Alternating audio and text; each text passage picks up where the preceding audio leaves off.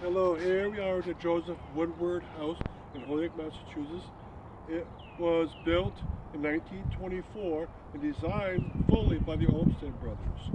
So what they did, they designed a beautiful terrace, the beautiful landscape around the house, and also they designed the home. And that's not very common because usually the landowners only put money into the Olmsted Brothers to do the landscape. They never put it into the home. But here, the house and the landscape were designed together by the same company. The Olmsted Brothers had one architect on their firm, and he designed the house. So there used to be a masonry terrace behind me. It's been taken out, so you can't see it down there anymore.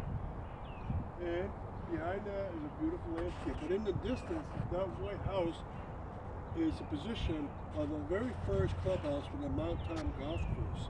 And we have two tours around this area in the Wyckoff neighborhood. One is for the Olmsted Design location, of which there are 12 of them.